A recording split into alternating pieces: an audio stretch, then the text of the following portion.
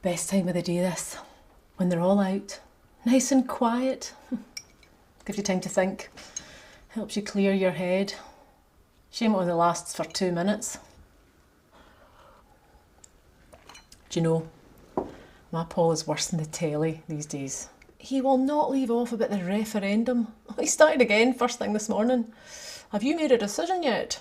I was like, it's too early to be discussing politics. Eat your cereal. So he starts to ask the kids. I mean, honestly, like he'll get any sense out of them. I mean, they never have their heads out their phones. Don't get me wrong. I know how important this vote is. There's not much time left for me to make a decision. But there's only so many hours in the day. And there's a lot to weigh up. I mean, could we keep the pound? That guy off the telly promises us we can. It'll all be fine, he says. Yeah, right. I've heard that one before. Oil will pay for it all. So you can rely on oil for everything, can you? The kids' school, our local hospital, mum and dad's pension.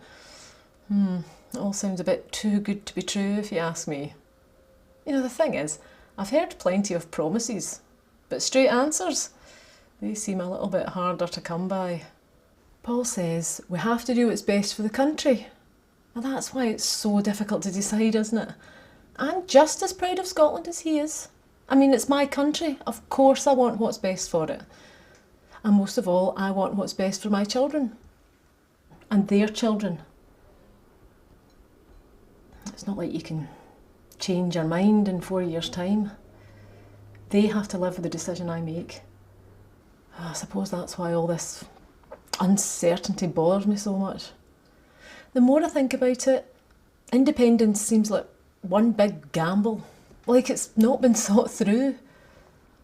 And there's one thing I do know, I will not be gambling with my children's future.